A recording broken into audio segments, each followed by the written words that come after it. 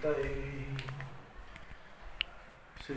कृष्णार्जुन संकथामृत निधे धीरं गभीरं तलं तत्त्वान्वेषण तत्परैरधिगतं कैकेय्येन साध्यैर्वरैः किन्तु प्रयत्न विचार रत्न निकरान् आनीय दाने प्रभु श्री पूर्णानंदमृतेन कश्चिदिति तम सर्वात्मना संश्रये अखंडानंद संबोध पूर्तये ब्रह्ममूर्तये सुधास्मृत समाश्लिष्ट नेत्रांतरस्फूर्तये नमः कांतिशिता मृशति निंदित शारदेन्दो यत्रैकतो विलसिता मसितांग शोभां वृंदावने विकृत्यामुनगांग संगै राधा मुकुंद युगलं तदहं नमामि राधा मुकुंद युगलं तदहं नमामि। ओम पार्थाय प्रतिबोधितां भगवता नारायणेन स्वयं व्यासेन ग्रथितां पुराणमुनिना मध्ये महाभारतम् अद्वैतामृतवर्षिणीं भगवतीम् अष्टादशाध्यायिनीम् अम्ब त्वामनुसन्दधामि भगवद्गीते भवद्वेषिणी। नमोस्तुते व्यासविशालबुद्धे फुल्लारविन्दायतपत्रनेत्र येन त्वया भारततैलपूर्णः प्रज्वालितो ज्ञानमयप्रदीपः मूकं करोति वाचालं पङ्गुं लङ्घयते गिरिं यत्कृपातमहं वन्दे परमानन्दमाधवं परमानन्दमाधवम्। 10वें श्लोक से पाठ करेंगे।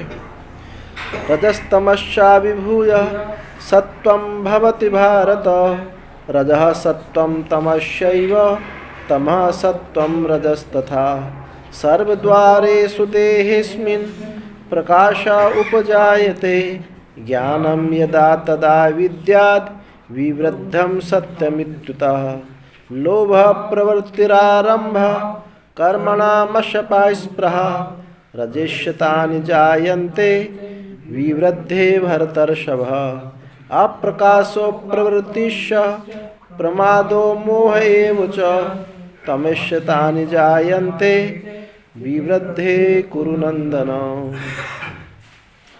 हम लोग 11वें श्लोक पर विचार कर रहे हैं। आपने पहले 2 श्लोकों में ज्ञान की महिमा का वर्णन सुना, अनुबंध चतुष्टय का वर्णन भी सुना, विषय, अधिकारी, संबंध और प्रयोजन। फिर उसके बाद में जो महद ब्रह्म है यानी प्रकृति है, प्रकृति के साथ इस आत्म चैतन्य का अध्यास, जिस अध्यास से ये सृष्टि उत्पन्न हुई। 2 श्लोकों में, दूसरे तीसरे श्लोकों में, तीसरे चौथे श्लोकों में उसका वर्णन किया। फिर प्रकृति का स्वरूप बताया कि ये त्रिगुणात्मिका है। गुण, कोई द्रव्य आश्रित वस्तु को यहाँ गुण नहीं कहा गया है। यहाँ सांख्य दर्शन एक पारिभाषित शब्द है, संकेत रूप में उनको समझना चाहिए। जैसे गुण के आश्रित द्रव्य हो, जैसे गुण द्रव्य के आश्रित होते हैं, ऐसे ये गुण नहीं है, ये नामकरण है। तो उस श्लोक में, यानी कौन सा, 6वां श्लोक, 5वें श्लोक में गुणों की साम्यावस्था का नाम प्रकृति बताया और ये देही को देह में कैसे बांधते हैं उसकी प्रक्रिया बताई। फिर इन गुणों का गुण जो है कैसे बांधते हैं, किसके द्वारा बांधते हैं, तो सत्व गुण बताया कि वो ज्ञान और सुख से बांधता है। रजोगुण बताया कि ये जो है तृष्णा और आसक्ति से उत्पन्न हुआ है और ये इसका जो स्वरूप है रागात्मक है और कर्म के द्वारा बांधता है।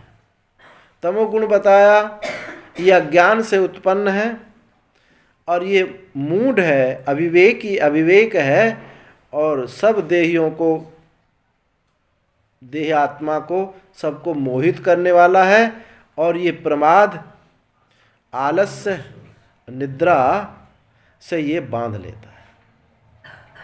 फिर इन्हीं को संक्षेप में करके बताया कि सत्व गुण सुख में लगाता है और रजोगुण जो है ये प्रवृत्ति में, कर्म में लगाता है और तमोगुण इस विवेक को आवृत्त करके ये प्रमाद में झोंक देता है। ये संक्षेप में ये सब बात बताई और 11वें श्लोक में फिर बताते हैं सर्वद्वारेषु देहे अस्मिन् प्रकाश उपजायते। सर्वद्वारेषु, सर्व इंद्रियोंसु, सब इंद्रियों में ये प्रकाश उत्पन्न हो जाता है। इस देह में जो इंद्रियां हैं, उपलब्धि के द्वार हैं, इनसे प्रकाश उत्पन्न हो जाता है। तो क्या इसमें रोशनी आने लगती है इंद्रियों में कि आँख जब सत्वगुण बढ़ता है तो अंधे को भी दिखाई देने लगता है क्या? ये ऐसा नहीं कहा जा रहा, क्योंकि सत्वगुण तो जरूर नहीं है कि जिसके अंग स्वस्थ हों, स्वच्छ हों, उन्हीं को सत्वगुण बढ़ता हो, ऐसा नहीं, जन्मांध को भी सत्वगुण बढ़ता है। तो इसका मतलब ये नहीं है कि सब इंद्रियों में प्रकाश उत्पन्न हो जाता है। इस प्रकाश का मतलब है कि वो उन इंद्रियों में जागृति उत्पन्न हो जाती है।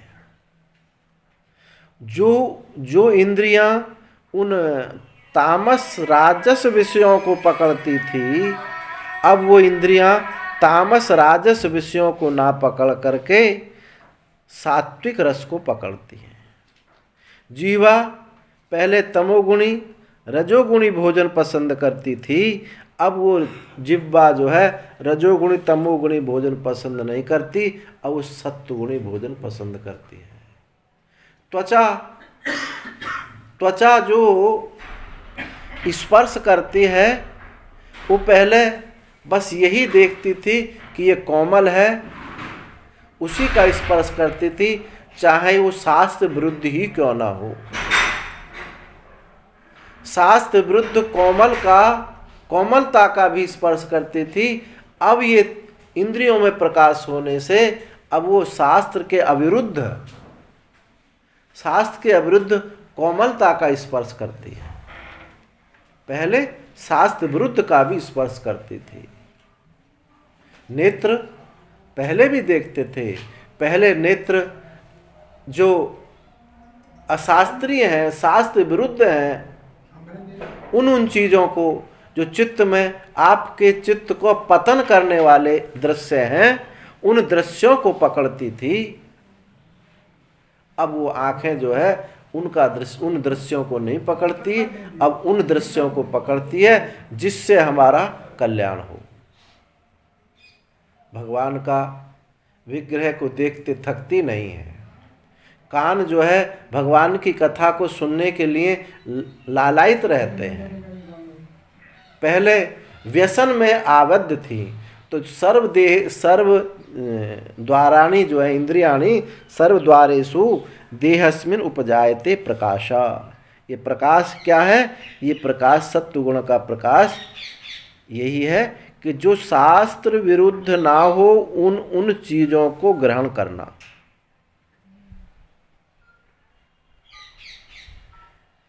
सब इंद्रियों में शास्त्र की अविरुद्धता को ग्रहण करने की सामर्थ्य उनमें आ जाती है। इस सत्वगुण का लक्षण है। जब इन इंद्रियों में शास्त्र के अविरुद्ध ज्ञान उत्पन्न होता है, तब ये सत्वगुण बढ़ जाता है, और सत्वगुण बढ़ने पर रज और तम छूट जाता है। रजस्तमस सत्वेन सत्वम च उपशमेन च। रज और तम की निवृत्ति सत्वगुण से हो जाती है, इसलिए सत्वगुण बढ़ाने के लिए बात कही जाती है। और सत्वगुण की निवृत्ति किससे होती है? उपशम हो जाने से, शांत होने से, संन्यास होने से, अपने आत्म चैतन्य के अभिमुख होने से सत्वगुण की निवृत्ति होती है। तो सब द्वारों में उपलब्धि द्वार जो श्रोता आदि हैं, उनमें अंतःकरण की जो वृत्ति है, इसमें ये प्रकाश उत्पन्न हो जाता है। शास्त्र की अविरुद्धता को देखने की सामर्थ्य उनमें जाग जाती है। तदैव ज्ञान, तभी ये तब क्या होता है? ये ज्ञान उत्पन्न होता है। कौन सा ज्ञान? अभेद ज्ञान नहीं, ये विवेक ज्ञान। विवेक की सामर्थ्य होती है। तमोगुणी रजोगुणी वृत्ति में विवेक की सामर्थ्य नहीं होती, सत्व गुण में विवेक की सामर्थ्य होती है। विवेक, और यहाँ ज्ञानम यदा तदा विद्याद, उस समय तब वो जानो सत्वगुण की वृद्धि। इति उतः, उतः शब्द का क्या अर्थ होगा? सत्यम इति उतः। उत शब्द का अर्थ यहाँ भी समझना चाहिए कि उस समय ज्ञान सत्वगुण निश्चयार्थ में भी, क्या अवधारणार्थ में अर्थ लेना चाहिए इसका, निश्चय रूप से सत्वगुण की वृद्धि होती है। अथवा उत शब्द से क्या अर्थ लोगे? सुख, क्योंकि सत्वगुण में ज्ञान और सुख की वृद्धि होती है। तो उत शब्द से सुख ले सकते हो, या अवधारण अर्थ एव का अर्थ एव ले सकते हो। तो जिस समय इंद्रियों में प्रकाश उत्पन्न होता है, ज्ञान उत्पन्न विवेक उत्पन्न होता है, तो सत्वगुण की वृद्धि होती है और रज तम अभिभूत हो जाते हैं, सुख की वृद्धि होती है। देखो, पहले हमको अपने जीवन में सत्वगुण बढ़ाना है। सत्वगुण बढ़ने में आपका आलस, तंद्रा, प्रमाद आदि सब चले जाएंगे। आपको अपने शास्त्र अनुसार आपका जीवन होगा। समय पर आपका क्या दायित्व है, क्या कर्तव्य है, ये आपको ज्ञान रहेगा। और प्रमाद, आलस्य में बहे हुए तमोगुणी जीवन और रजोगुणी जीवन में अपना दायित्व, अपना कर्तव्य स्मरण नहीं होता है। सत्वगुण जब इतना बढ़ जाता है, इतना सत्वगुण बढ़ जाता है, तो वहाँ कुछ ना कुछ ऐसा निमित्त मिल जाता है, ऐसा कुछ निमित्त मिल जाता है कि उस सत्वगुण को बाध निवृत्ति करने की सामर्थ्य के लिए कोई निमित्त मिल जाता है। जब जो चीज़ चरम पे पहुंच जाती है, तभी उसका त्याग होना आवश्यक है। क्योंकि कोई भी चीज़ हो, उसकी एक सीमा है, और जो अपनी सीमा पर पहुंच जाएगा तो उसका त्याग अवश्य होगा। तो सत्वगुण को इतना बढ़ा दो, इतना बढ़ा दो कि ये अपने को छोड़ने के लिए मजबूर हो जाएगा। जैसे खेत में बीज आपने डाल दिया और बहुत गहराई में बीज डाल दिया, तो अब उगता नहीं है। ऐसे ही सत्वगुण जब अधिक बढ़ जाता, अपनी सीमा पर आ जाता है, या तो सत्वगुण स्वयं अपने को छोड़ देता है, अथवा ऐसा कोई निमित्त उपस्थित कर देता है कि उसकी निवृत्ति के लिए वो सुगम हो जाता है। तो सत्वगुण के लक्षण आपने वृद्धि के पहले सुने थे। कब सत्वगुण बढ़ता है? जब हमारे जीवन में ज्ञान और सुख आता है। जो दीनता, हीनता, पड़े रहते हैं, पड़े हुए हैं, कुछ अपना कर्तव्य स्मरण नहीं है, कभी किसी पर झुंझला रहे हैं, किसी पे कुड़कुड़ा रहे हैं, अपना स्वभाव बना लेते हैं। उनका स्वभाव ऐसा हो जाता है कि जब तक वो कलह नहीं करते, कर्मों का आरंभ नहीं करते, तब तक उनको चैन नहीं पड़ता है। ऐसा जो स्वभाव बन जाता है हमारे जीवन में, ये स्वभाव नारकीय नरक के समान हो जाता है। अध्यात्म की मार्ग बात तो छोड़ो, ये लौकिक व्यवहारिक जीवन के लिए भी उपयोगी नहीं है। जो स्वयं अशांत रहे और दूसरों को भी अशांत रखे, वो क्या उसका जीवन है।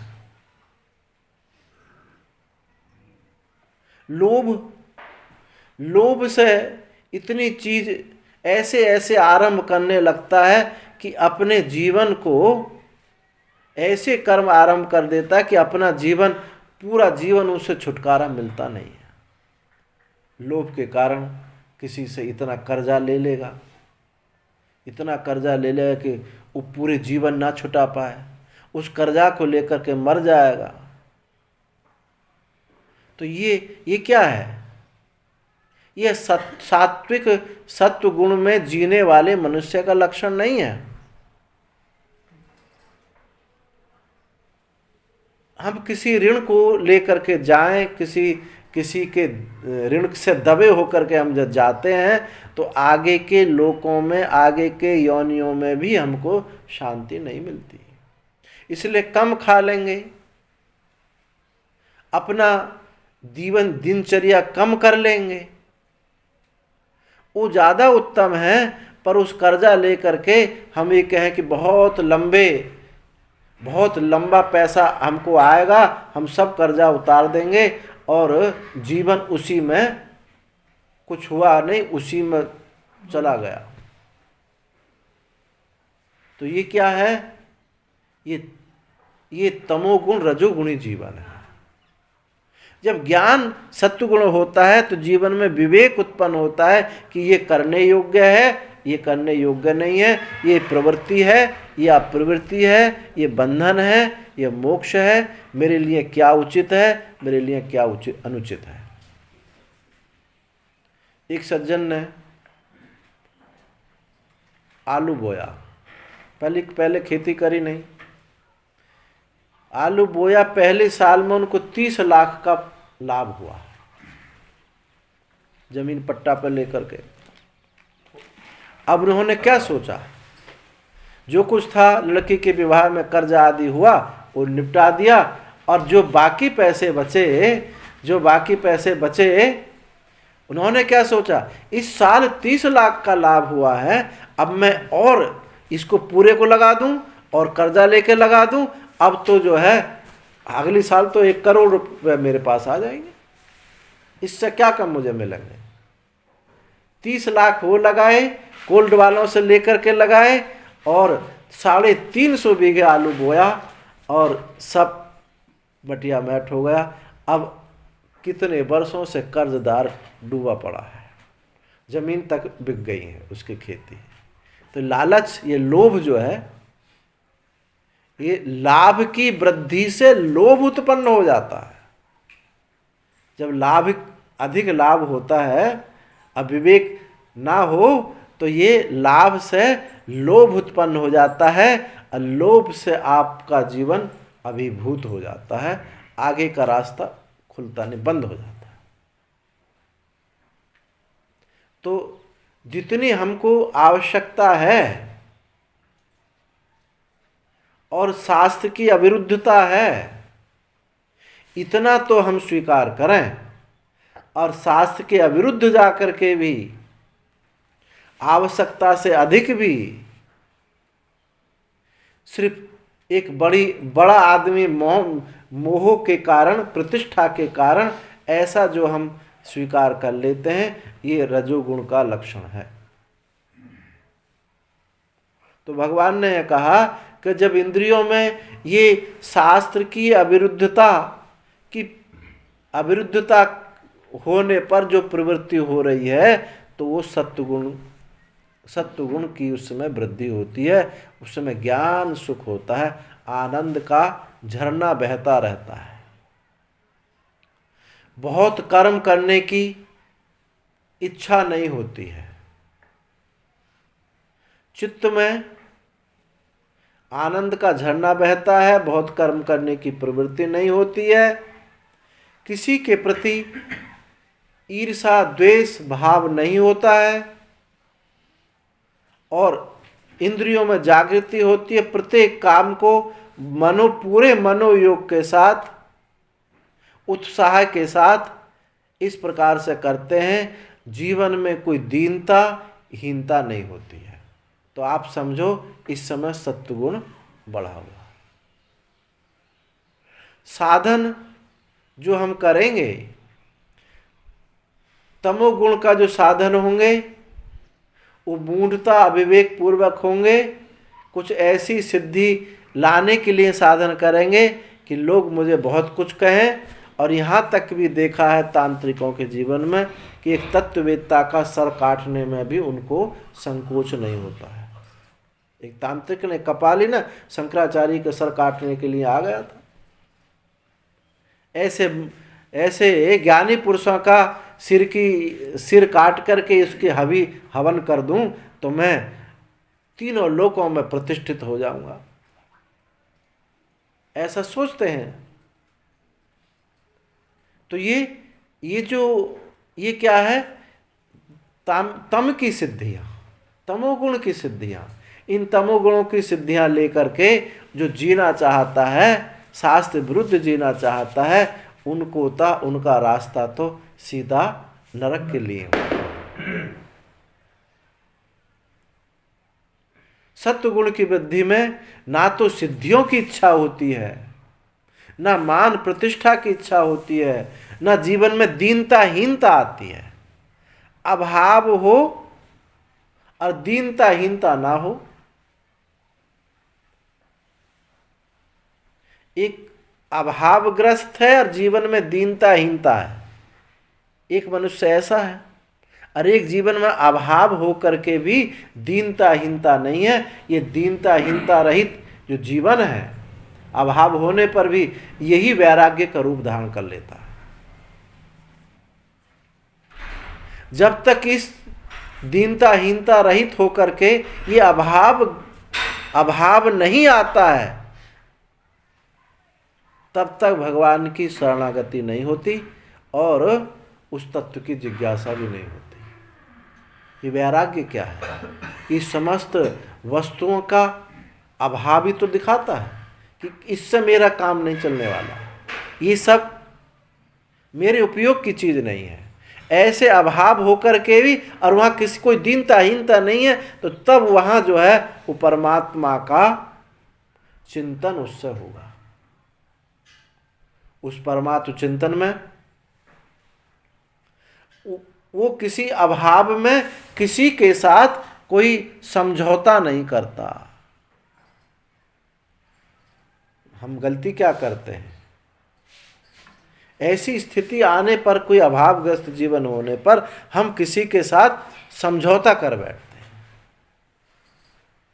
हैं। जब तक इस संसार का अभाव नहीं होता और कोई समझौता नहीं होता, तब तक भगवत प्राप्ति असंभव है। सूर्य ने गाया प्रभु जी मैं नैनहीन तुम नैना। जब सब कुछ उनके पास नहीं रहा, अंधे कुआं में गिर गए, तो उन्होंने ये नहीं कहा कि कोई मुझे निकाल लो। अभाव है, किसी का कोई सहारा नहीं है। सिर्फ एक ही बात कही, प्रभु मैं तो नैनहीन हूं, आप तो देख रहे हो।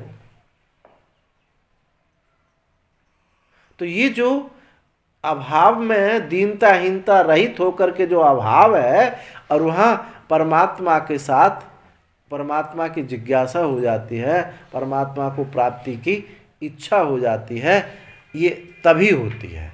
और दीनता हीनता हुई, किसी के साथ समझौता कर लिया, तो बहुत ऊंचाई पर जा कर के भी फिर उसी चीज को वहीं लौट करके उसी चीज को फिर चाटने लगते हैं,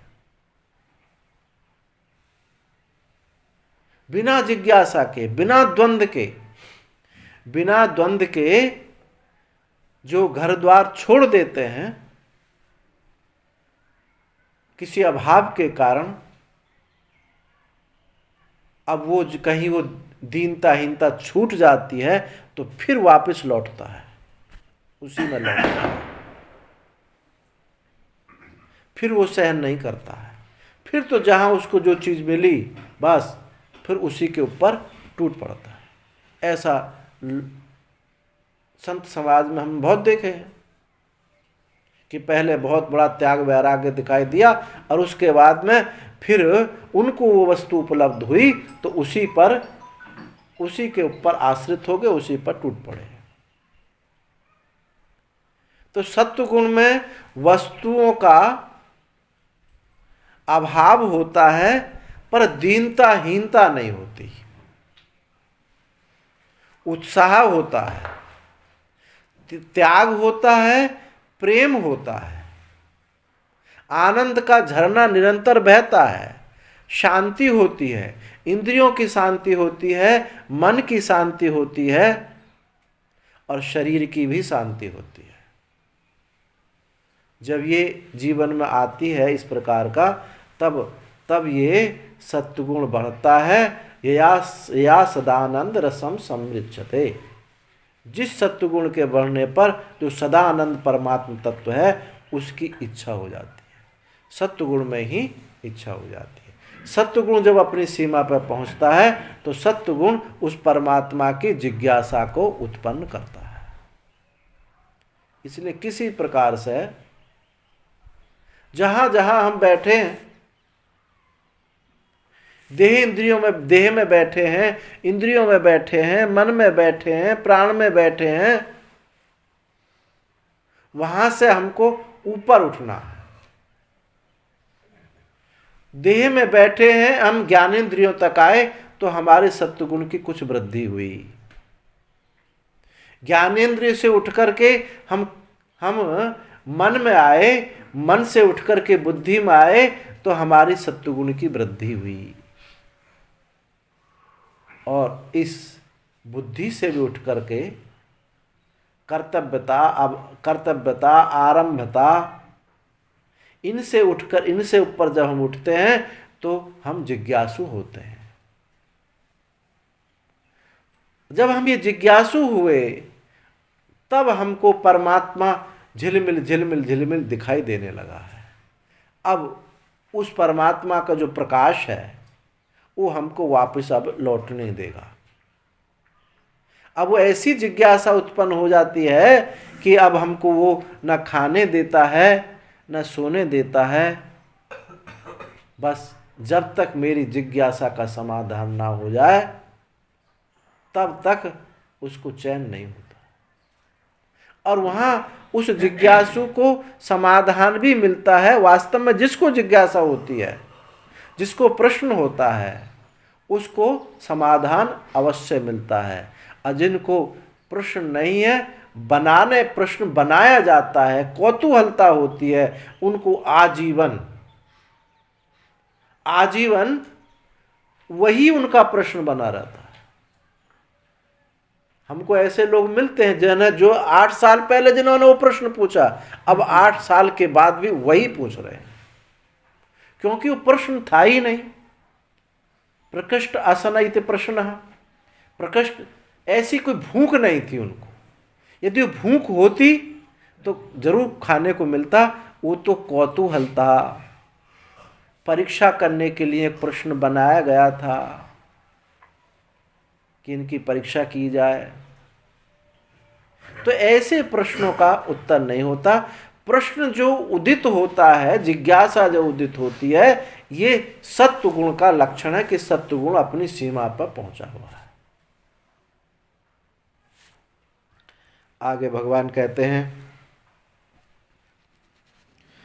तो उत शब्द से यहाँ सुख लेओ, ज्ञान और सुख। ज्ञान तो पहले कह दिया, ज्ञान मिदा तदा विद्या विवृद्धम सत्यमित्युता इति सत्यम इति उता। उता शब्द से सुख लो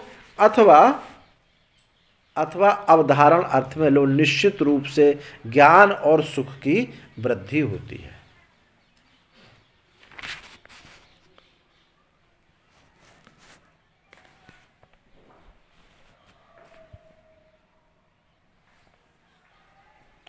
आगे रज उद्भूत सीदम चिन्हम, जब रजोगुण उत्पन्न होता है तो उसका क्या चिन्ह है? कहते हैं लोभ प्रवृत्तिरारंभ कर्मणाम असमा स्पृहा रजस्यतानि जायन्ते विवृद्धे भरतर्षभ। भरतर्षभ। वैसे ऋषभ देव के पुत्र कौन थे? 100 पुत्र थे ऋषभ देव के, जिनमें श्रेष्ठ कौन थे? भरत जी थे। ऋषभ देव के पुत्र भरत जी थे, राजऋषि जो भरत थे। और यहाँ भरत सब इस भरत कुल में ऋषभ हुए हैं, श्रेष्ठ। ऋषभ माने श्रेष्ठ। भरत कुल में, इस भरत के कुल में श्रेष्ठ कौन हुए हैं? ये अर्जुन। अर्जुन को का ये विशेषण बताया कि भरतर्षभ हैं, ये भरत कुल में ऋषभ हुए हैं। और वैसे ऋषभ के भरत हुए थे, लेकिन यहाँ भरत के ऋषभ हुए हैं, अर्थात इस भरत कुल में श्रेष्ठ अर्जुन। हे अर्जुन तुम सुनो, लोभ प्रवृत्ति आरंभ कर्मणाम असमः स्पृहा। जब रजोगुण की वृद्धि होती है, रज की वृद्धि होती है, तो जीवन में लोभ जागता है। अभी मेरे पास इतना है, इतना हो जाए। और अगर कहीं दान भी देता है तो वो भी लोभवश देता है। दान देना सत्वगुण का लक्षण है। दान है, दया है, तितिक्षा है, सेवा है, ये सत्वगुण का लक्षण है। पर दान दे करके भी, दान में भी यदि किसी को लोभ हो तो रजोगुण है। कहो कि ऐसा कैसा होता? ऐसा होता है, बहुत होता है। 10 लाख रुपए डोनेशन देंगे, हमारा गवर्नमेंट टैक्स बच जाए। लोभ है नहीं? अब लग रहा है कि 10 लाख इन्होंने भैया आश्रम को दे दिए, सबको लगा 10 लाख का दान दिए, लेकिन टैक्स बचाने के लिए हैं। और उसमें भी 5 लाख गुरुजी तुम रखो, 2 लाख हम, 5 लाख हम रखें, गुरुजी 2 लाख तुम रखो। दान में भी लोभ है। और कुछ लोग 1000 रुपए दान दे के भी, अरे यार 500 ही दे देते, तो 500 में भी राजी थे। 1000 रुपए निकाल लिए, 1000 दे दिए, फिर उनको पश्चाताप हो रहा है।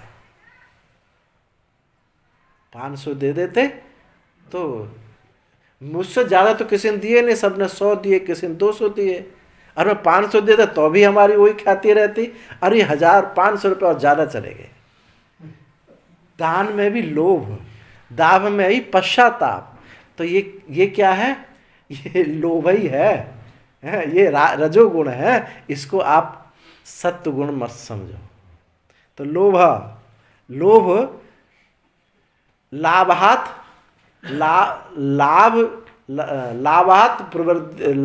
वृद्धि प्रवर्तते इति लोभा।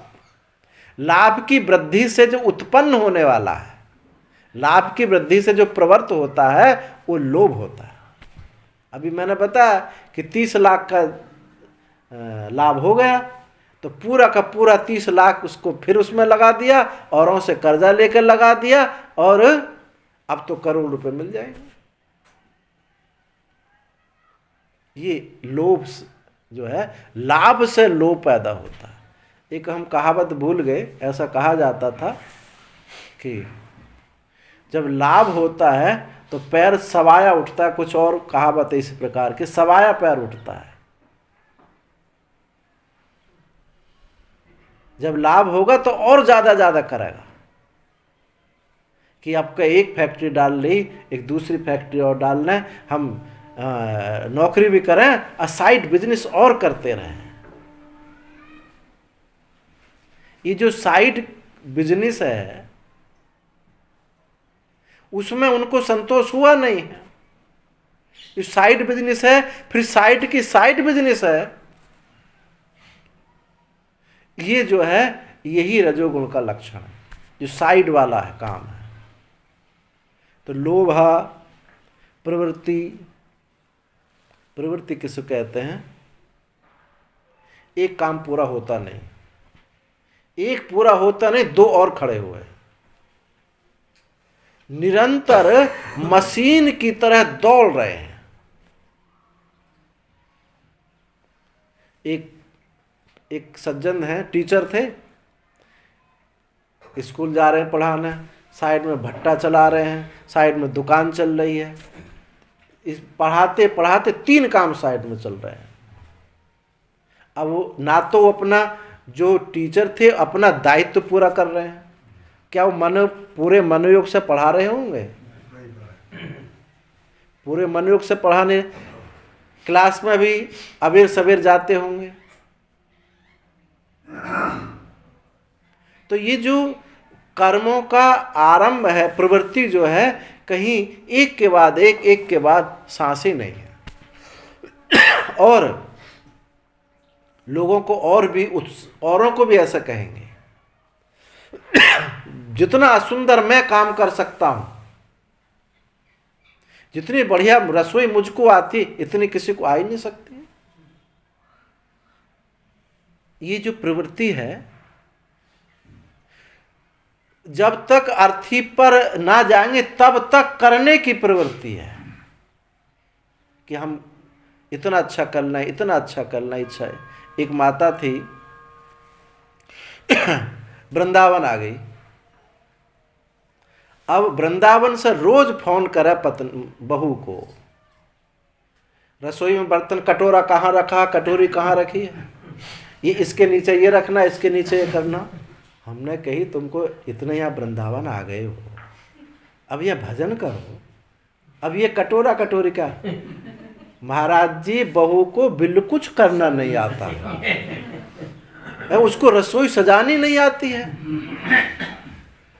अरे भाई, तुम करने दोगे तब तो वो कुछ करेगी, वो करने ही नहीं देते। सारा काम मुझे ही करना है,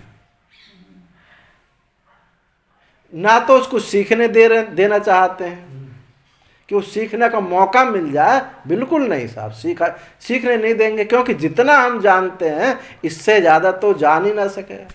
ये क्या है? प्रवृत्ति है। ये मैं इतना अच्छा जानता हूँ, इतना अच्छा करता हूँ, मेरे समान कोई नहीं कर सकता है, और मैं बहुत, मेरे जीवन में उत्साह है। ये प्रवृत्ति रजोगुण का लक्षण।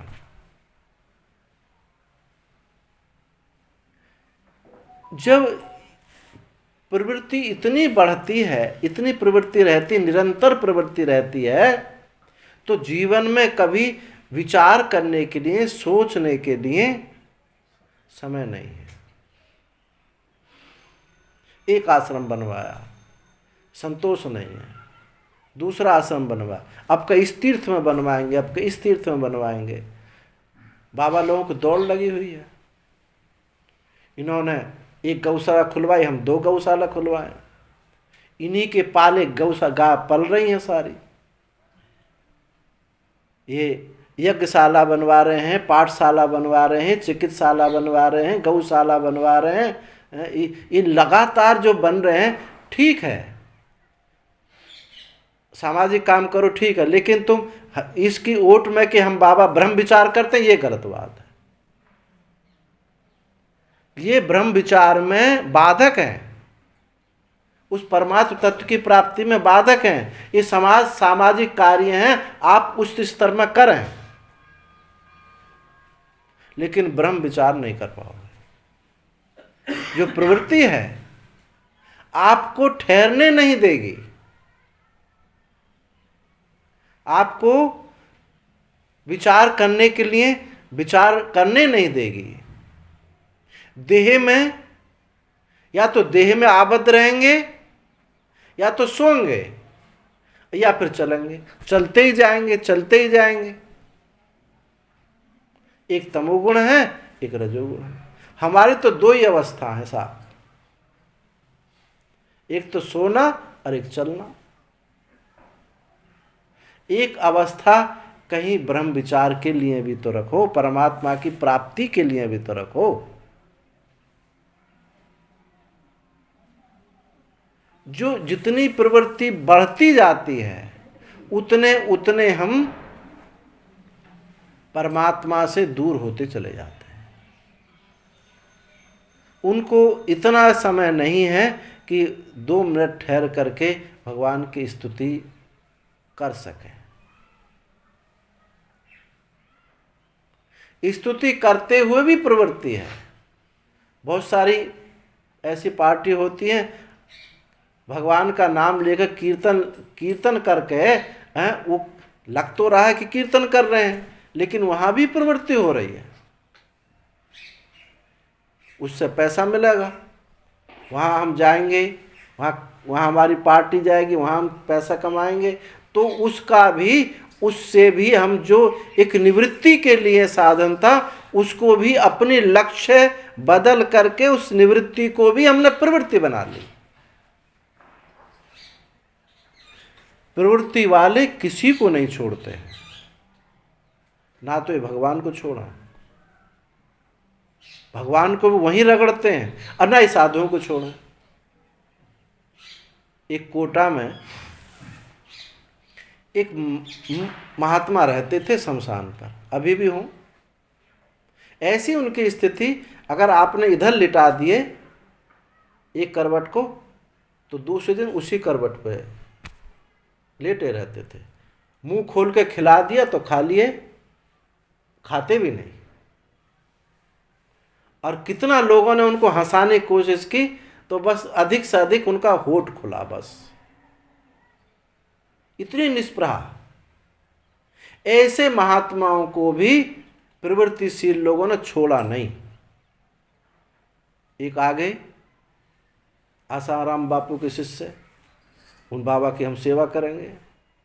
बाबा का सेवा तो नाम रहा, और लोगों को धीरे धीरे जब बोले बाबा को तुम ये नारियल लाओगे, ऐसा मन में कर लोगे तो इतना सब कुछ मिल जाएगा।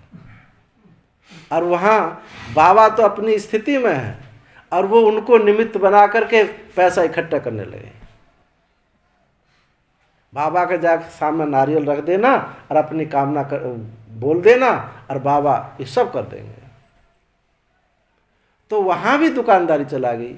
भगवान के साथ दुकानदारी कर लेते हैं। ये सब क्या है? लोभ प्रवृत्ति है।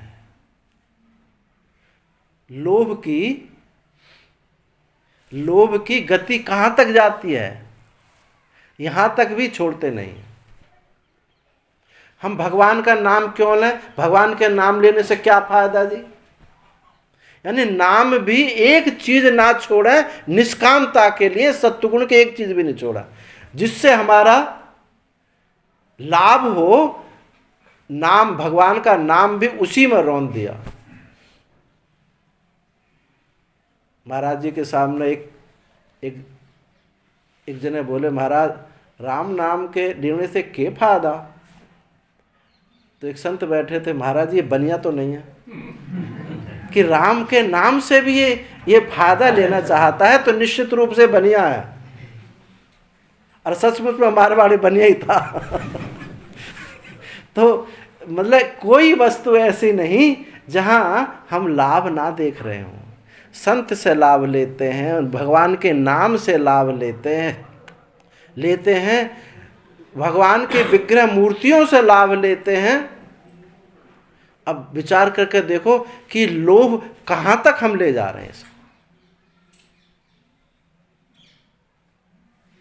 ये लोभ हमारे जीवन में है तो प्रवृत्ति होती है। लोभ प्रवृत्ति आरंभ, आरंभ है। तीसरा लक्षण बताया, आरंभ है। कुछ ना कुछ करता रहता है। अभी ये किया, अभी ये किया, यानी एक के बाद एक साथ कई भी आरंभ करता रहता है।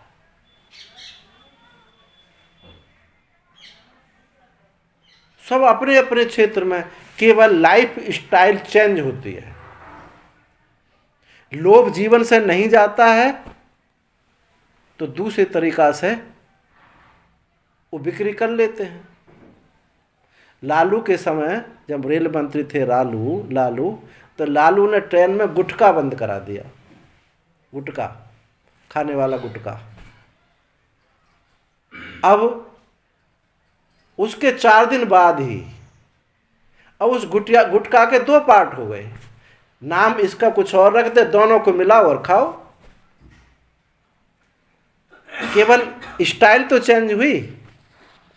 ऐसे ही लोभ जीवन में बढ़ा हुआ है तो हम कहीं भी चले जाएं, चाहे गैरिक वस्त्र पहन लें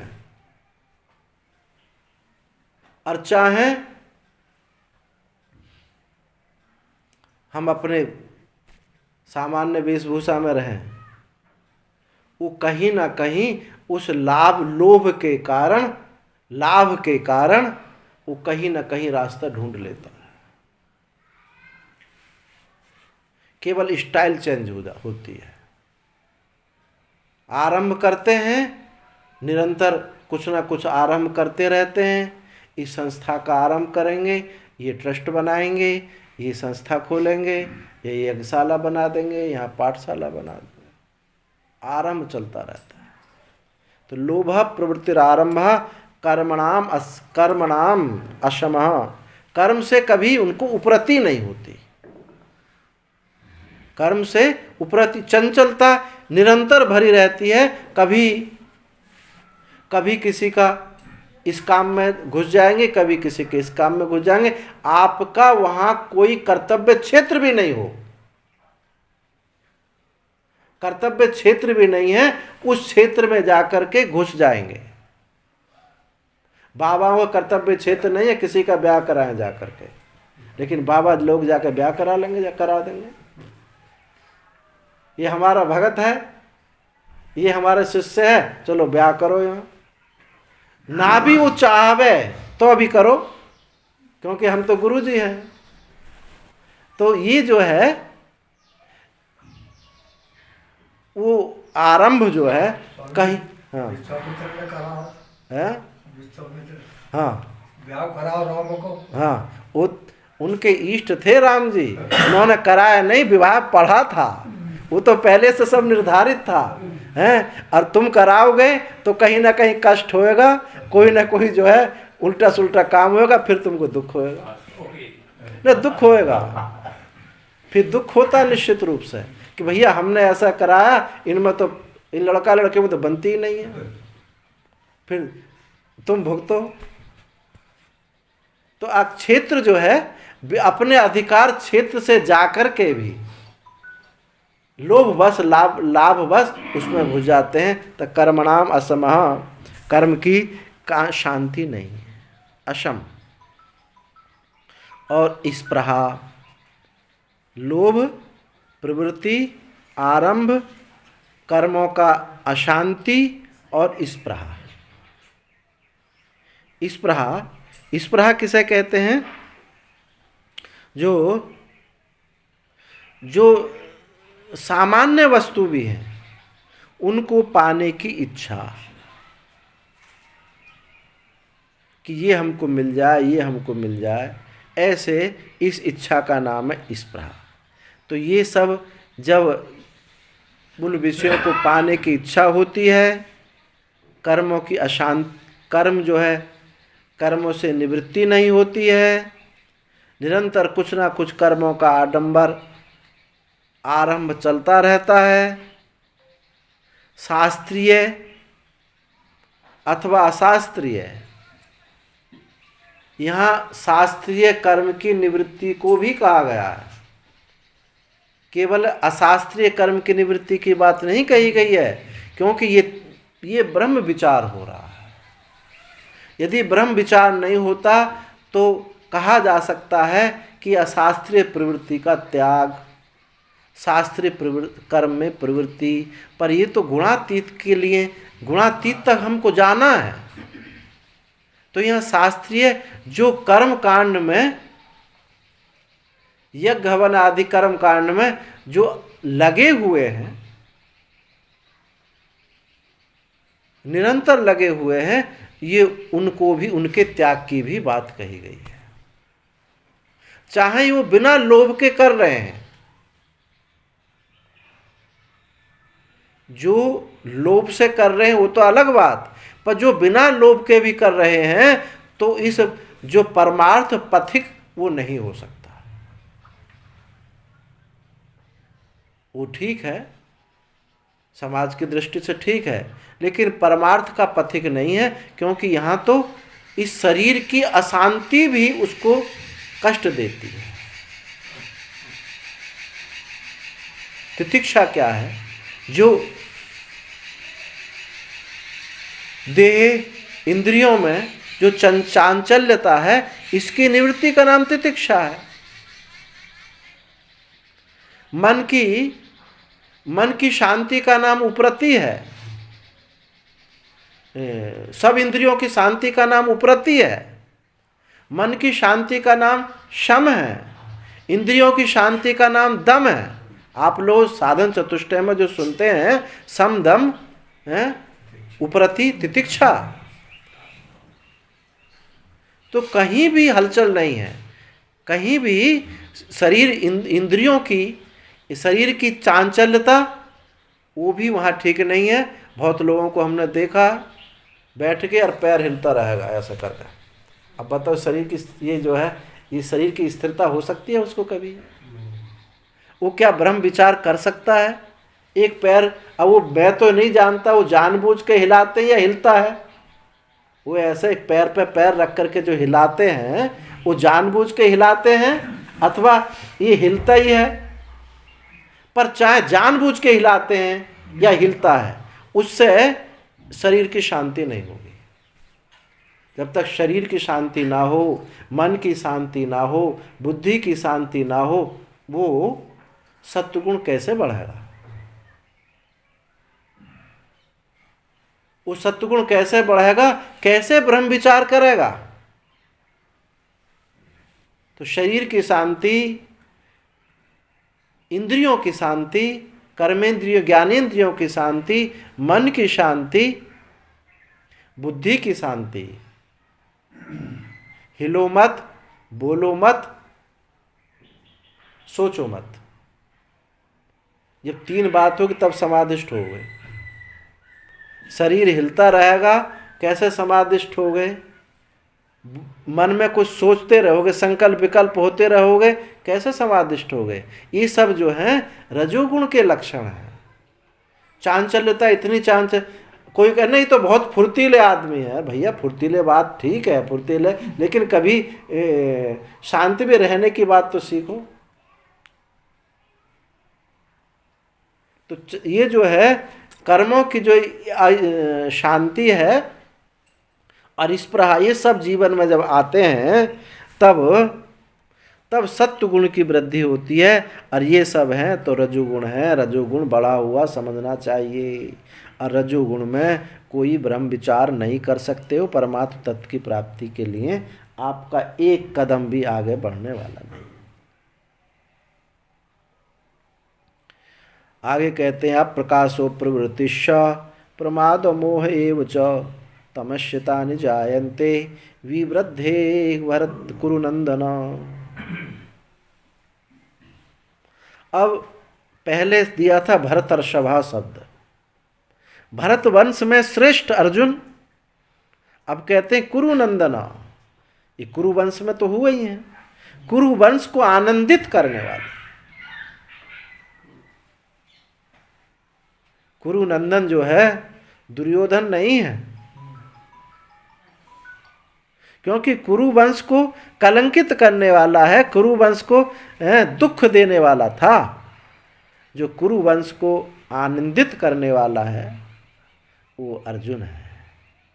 तो यहाँ भगवान ने एक विशेषण और दिया, कुरुनंदना।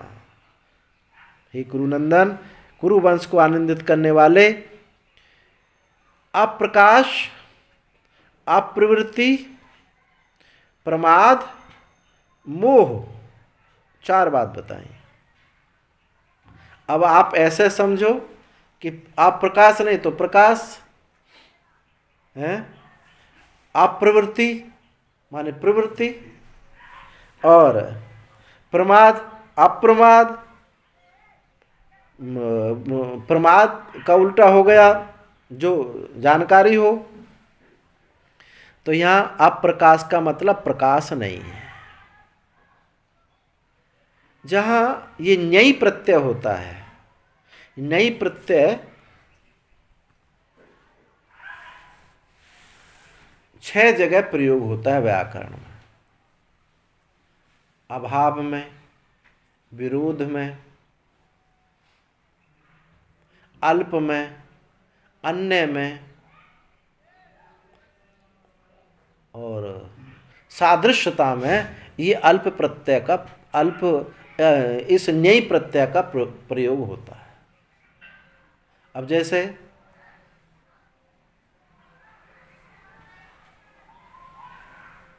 कहा जाए अनोदरी कन्या, इसका मतलब अनोदरी कन्या, ऐसा सीधा सीधा अर्थ क्या है? उसका पेट नहीं है। अब पेट नहीं है तो खाती कैसे है? वो खाती पीती है। इसका अल्प अर्थ में प्रयोग हुआ कि क्रस पेट है उसका, बहुत कोई हमारी तरह बड़ा पेट नहीं है उसका, अल्प अल्प क्रस है। तो वहाँ भी नई प्रत्यय का प्रयोग हुआ। विरोध के रूप में प्रत्यय का प्रयोग होता है, अभाव के रूप में नई प्रत्यय का प्रयोग होता है। जैसे कहा जाए अब्राह्मण, तो यहाँ ब्राह्मण का अभाव की बात नहीं कही, ये तो अब्राह्मण है, मतलब ब्राह्मण से इतर हैं। ब्राह्मण से ये क्षत्रिय हैं, वैश्य हैं, ये हो सकते हैं, ब्राह्मण नहीं है। तो ब्राह्मण से इतर के रूप में। और कहीं अब जैसे वेदांतों का जो अज्ञान शब्द है, इस किस अर्थ में होगा? ज्ञान के अभाव में नहीं है अज्ञान शब्द का अर्थ। ज्ञान का अभाव अज्ञान नहीं है। ज्ञान अभाव अज्ञान यहां प्रयोग नहीं है। ज्ञान का विरोधी। यदि ज्ञान का अभाव को अज्ञान यदि मानते हो तो ब्रह्म विचार की कोई आवश्यकता नहीं, वो तो अभाव ही हो गया। ज्ञान का अभाव जो है, ज्ञान का कभी अभाव होता नहीं। ज्ञान जो है अज्ञान को भी, भ्रांति को भी पोषित करता है। आपका जो स्वरूप है, आपके स्वरूप में वो अज्ञान को भी पोषित करता है, विवेक को भी पोषित करता है, तेन्द्रियों को पोषित करता, सब उसी के पोषण से सारा जगत पोषित हो रहा है। तो यह अज्ञान वेदांत में अज्ञान शब्द नई प्रत्यय का प्रयोग है विरोध के अर्थ में है, जो ज्ञान का विरोधी है। मैं शुद्ध बुद्ध मुक्त ब्रह्म हूं, लेकिन इसका विरोध क्या कर रहा है? मैं देह हूं। तो ऐसे ही यहां ऐसा अप्रकाश हो, तो यहां प्रकाश का, अप्रकाश का मतलब, ये अप्रकाश का मतलब नहीं है प्रकाश नहीं है। अप्रकाश का मतलब यहां प्रकाश नहीं है। तो यहां क्या है? प्रकाश का अभाव। अप्रकाशो मतलब प्रकाश का अभाव। कैसा प्रकाश का अभाव? अब उसको कोई सूझबूझ नहीं है, अशास्त्रीय कर्म करता है, कोई विवेक नहीं होता है, कोई सूझबूझ नहीं है, स्तब्ध हो जाता है। अप्रकाश है यानी अविवेक है, विवेक नहीं है, अप्रवृत्ति है,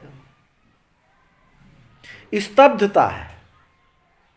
जैसे भांग पी के कोई बैठ जाता है, अब मूर्ति की तरह बैठा हुआ है, तो क्या आपको उसको समाधिष्ट मानोगे? क्या समाधिष्ट नहीं है, वो मूढ़ता है, उसकी स्तब्धता है। पड़े पड़े बीड़ी पी रहे हैं, 10 बजे तक सो रहे हैं, दिन में 10 बजे तक सो रहे हैं बस, और बीड़ी पी रहे हैं। ये क्या है? ये सब अप्रकाश है इंद्रियों में। मन में जो आया वो खा लेते हैं, जो आया बोल देते हैं।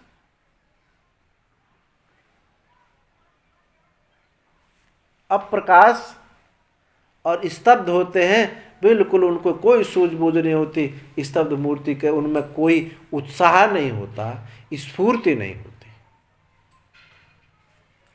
और कहा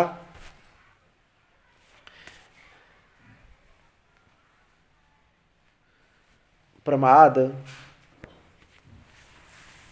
बताया था, पीछे आया था, बताया था प्रमाद को कि जो प्रमा को काट दे, अपने कर्तव्य कर्मों का स्मरण भी ना रहे। आलस्य में कर्तव्य कर्मों का स्मरण तो होता लेकिन प्रवृत्ति नहीं होती। हमको ये स्मरण है कि हमको ध्यान करना चाहिए, भजन करना चाहिए, लेकिन रस ना होने की वजह से, आलस माने अरस, रस ना होने की वजह से हम उसमें प्रवृत्त नहीं होते, लेकिन स्मरण रहता है। अब प्रमाद में क्या होता है, वो स्मरण ही खत्म हो जाता है। जब आलस्य का घनीभूत हो जाता है तो फिर उसको स्मरण ही खत्म हो जाता है कि मुझे जल्दी उठना चाहिए, ध्यान भजन करना चाहिए, ये स्मरण ही खत्म हो जाता है। प्रमा का जो अर्दन कर दे, प्रमा को जो काट दे, प्रमा माने ज्ञान, ज्ञान को जो काट दे उसको प्रमाद कहते हैं। तो ये प्रमाद जो है, प्रमाद बढ़ जाता है, प्राप्त की अप्रतिपत्ति हो जाती है। और मोह,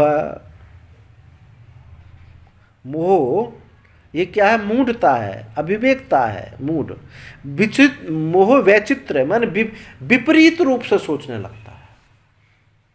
कहते हैं ना इसकी उल्टी बुद्धि हो गई, ये उल्टी बुद्धि वाला हो गया है, हमारी बात को सुनता नहीं है, कुछ सुनता है तो उसका उल्टा अर्थ लगाता है, हम जो कुछ कहना चाहते हैं वो ना समझ करके उसका उल्टा अर्थ लगाता है। ये है ये मोह।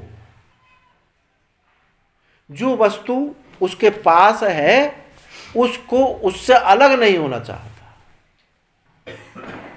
मोह क्या होता है, मोह वर्तमान में होता है, कल्पना भविष्य में होती है, स्मृति भूत में होती है। भूत भविष्य वर्तमान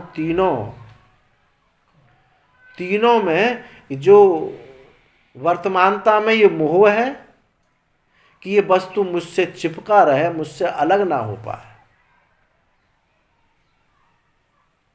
मेरी छाती से ये चिपका रहे, ये मोह जो विचित्रता है, वैचित्रता है, भिन्नता है, जो कर्तव्य कर्मों के लिए प्रेरित करना था उसको ना करके उसकी गति को रोक देता है। मोह में गति रुक जाती है उसका, बल्कि यहां तक होता है उसका हित अनहित भी नहीं होता। जैसे किसी माता को पुत्र के प्रति मोह हो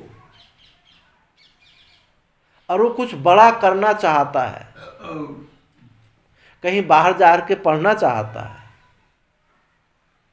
तो नहीं जाने देंगे। ये क्या है, मोह उसको उसकी गति को रोक देता है, उसकी हित की गति को भी रोक देता है। बस मेरी आंखों के सामने बना रहे, मुझसे अलग ना होने पाए। ये जो विचित्र सोचना है, मुझसे अलग ना होना है, ये सब मोह का लक्षण है। ये एक प्रकार का अविवेक है, वो समझ नहीं उसको आती है। तो जब ये अप्रकाश है यानी सत्ता स्फूर्ति नहीं है, विवेक नहीं है, अविवेक है और स्तब्ध जैसा है, और प्राप्त कर्तव्य कर्मों का स्मरण भी नहीं रहा है, और मुझसे ये वस्तु अलग ना हो, मेरे पास बनी रहे, ये सब लक्षण किसके हैं, ये तमोगुण की वृद्धि के लक्षण हैं। और ये तमोगुण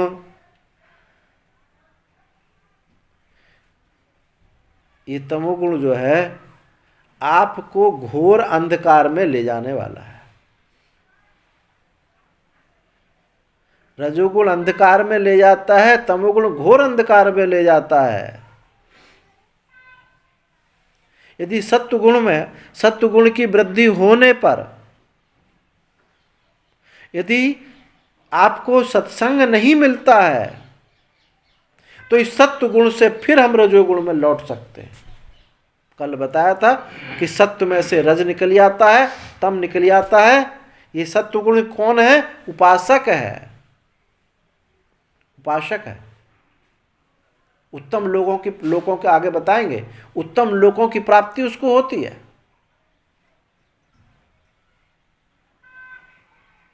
परंतु गुणातीत नहीं होता है। फिर वो जो जय विजय थे वो फिर रावण कुंभकर्ण बन जाते हैं। सत्वगुण से लौट करके फिर आ जाता है। तो सत्वगुण होने पर जैसे राजऋषि भरत, सत्वगुण में दया उत्पन्न हुई और दया से फिर आसक्ति हो गई।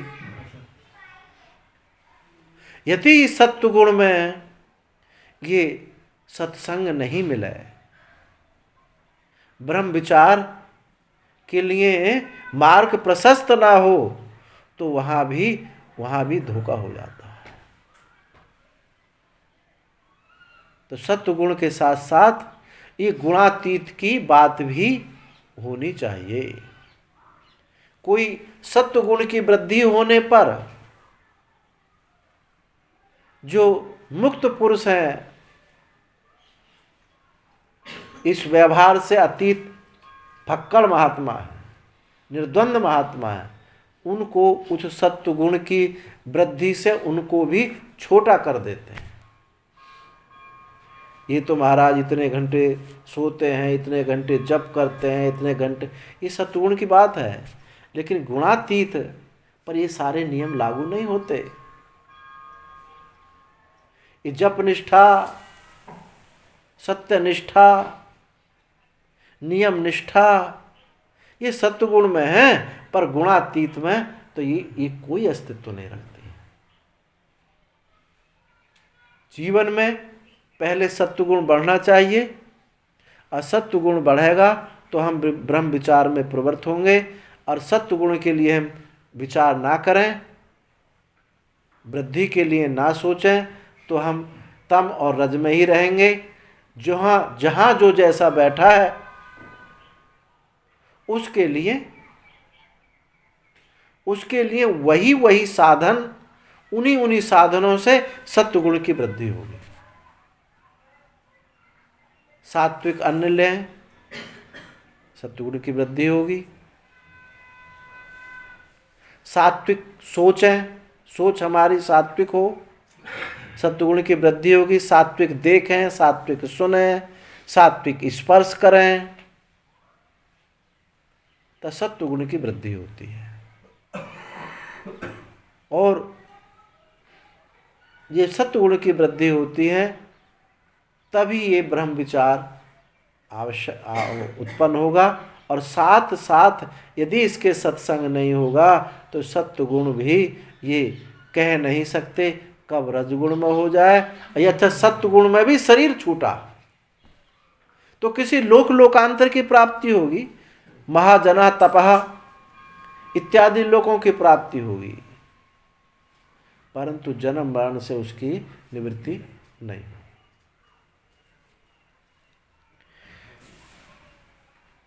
आगे 14वें श्लोक में बताते हैं, यदा सत्वे प्रवर्धेतु प्रलम्ब याति देहव्रत तदा उत्तम विदाम लोकान अमलान प्रतिपद्यते। यदा सत्वे प्रवर्धे, जब सत्वगुण की वृद्धि होती है और वो मर जाए, सत्वगुण की वृद्धि होने पर मरे तो क्या होगा? वो देहव्रत देहधारी, तो सत्वगुण की वृद्धि होने पर शरीर उसका छूटे तो क्या होगा? तद उत्तम विदाम लोकान, उत्तम विद कौन है? ये उत्तमम विद नहीं है, उत्तम विद है।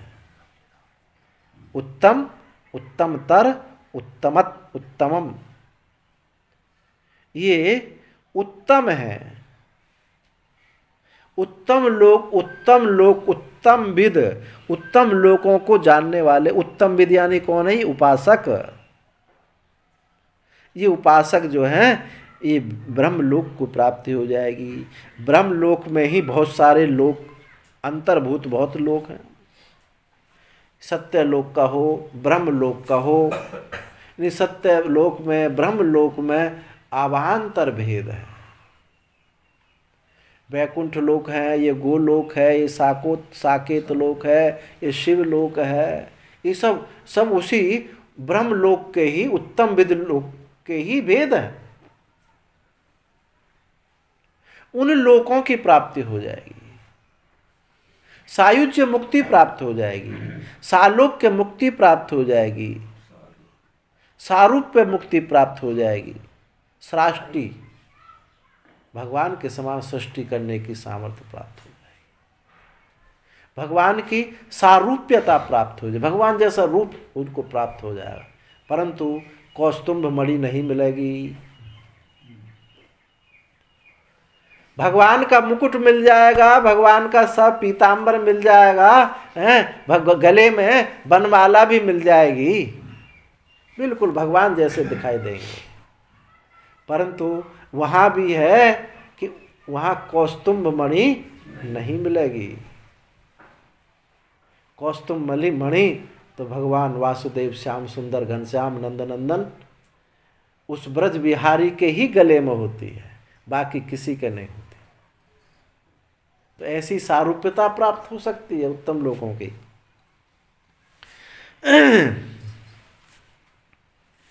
इन देहधारियों को यदि सत्व गुण की वृद्धि में प्राप्त होंगे। अच्छा, तो क्या उपासना ना करें? जब ऐसी बात है, क्या उपासना ना करें? ये बात नहीं कही जा रही है यहाँ। उपासना के साथ साथ आप ब्रह्म विचार भी करें। हालांकि ये बात तो है, जो ऐसे लोगों को, वैकुंठ आदि लोगों को प्राप्त होंगे, उनकी दुर्गति तो नहीं होगी, पर जो वस्तु 1 मिनट में मिलने वाली थी, उसको युगों लग जाएंगे, युग प्राप्त हो जाएंगे। ऐसे सत्वगुण की वृद्धि को प्राप्त हुए लोग, उनकी दुर्गति नहीं होती। वो कुछ वहाँ उनको निमित्त मिल जाएगा, उस लोक में जाकर के ब्रह्मा जी के साथ, भगवान विष्णु के साथ वो मुक्त हो जाएंगे। या उस लोक से यदि मृत्यु लोक में आते भी हैं तो भी वो सामान्य मनुष्य नहीं होंगे, जैसे रावण कुंभकर्ण सामान्य नहीं हुए। उनको भी वो मारने के लिए भगवान को आना पड़ा। तो ऐसे लोग जो हैं, वो कुछ निमित्त ऐसे उनको मिल जाएंगे कि वो उस सत्ता सामान्य से एक हो जाएंगे। पर जो 1 मिनट का बात थी, उसको सदियों युगों लग जाएंगे। ये अंतर होता है। सद्यो मुक्ति नहीं होती, क्रम मुक्ति हो सकती है। क्रम मुक्ति हो सकती है। क्रम मुक्ति क्या है? ग्रेस मार्ग से। ग्रेस, कुछ भगवान ग्रेस देते हैं, भैया ये भी थोड़ा आगे बढ़ जाए, उससे उसको पास कर देते हैं। पर जो सत्य मुक्ति, इसी क्षण हम मुक्त हैं, ये अनुभव नहीं हो सकता। जैसे खेत में गहराई में बीज दाबा दिया जाए तो उगता नहीं है, ऐसे सत्वगुण में, इसकी सत्वगुण की इतनी वृद्धि जहाँ हो गई है, तो वो जो है इस जन्म मरण वाले शरीर को तो प्राप्त नहीं होगा, पर जो फल उसको 1 क्षण में प्राप्त होने वाला था, वो बहुत लंबे समय चला जाएगा। इसलिए प्रयास किस लिए रहता है कि तुम सद्यो मुक्त हो। ये तो ग्रेस मार्ग तो हो ही जाएगा। जो गंगाजन आन चढ़ाई, सो सायुज्य मुक्ति नर पाई। जो रामेश्वर में गंगा जल चढ़ाएगा उसको साहित्य मुक्ति हो जाएगी। पर जो यहीं इसी क्षण रामेश्वर मैं हूं, मैं ही रामेश्वर हूं, मैं शिव स्वरूप हूं, मैं जो है मैं सच्चिदानंद घन ब्रह्म शिवोहम, मैं ये हूं, तो उस क्षण अब उसको क्या आगे पीछे की जरूरत रह जाती है, इसी क्षण वो मुक्त है। तो ऐसे लोगों को वो प्राप्त हो जाता है। तदा उत्तम विदाम लोकान अमलान प्रतिपद्यते, वो अमल है, मल रहित, जिनमें कोई मल नहीं है। मल क्या होता है ना, वहाँ कर्म मल है, कर्म मल सबसे बड़ा होता है, देह मल, कर्म मल, विद्या मल, विद्या भी मल बनता है, विद्या मल, कर्म मल, देह मल, ये किसी प्रकार का मल वहां नहीं रहता, एकदम निर्मलता होती है। मनमल नहीं होता। मनमल में क्या होता, राग द्वेष होते हैं। कर्म इसमें देहमल में स्थूलता होती है, विद्यामल में कर्तापना होता है। ये किसी प्रकार का विद्यामल, मनमल, कर्ममल, देहमल, कोई भी मल वहाँ नहीं रहता। इस प्रकार वहाँ ऐसे लोगों को, अमलान लोगों को प्राप्त होते हैं, यानी ब्रह्मलोक को प्राप्त होते हैं, अथवा ब्रह्मलोक में ही आवांतर वैकुंठ साकेत गोलोक आदि को प्राप्त होते हैं, अथवा महाजनः तपः लोगों को प्राप्त होते हैं। भूर्भुवः स्वः, स्व से ऊपर के लोग, महाजनः तपः, अब बाद में सत्यम लोक है, सत्यम लोक ही ब्रह्मलोक है। इन लोगों को वो प्राप्त हो जाते हैं। अब आगे कल करेंगे। ओम पूर्णमदः पूर्णमिदं पूर्णात् पूर्णमुदच्यते पूर्णस्य पूर्णमादाय पूर्णमेवावशिष्यते। सर्वे भवन्तु सुखिनः, सर्वे सन्तु निरामया, सर्वे भद्राणि पश्यन्तु, मा कश्चित् दुःखभाग् भवेत्। ओम शान्ति।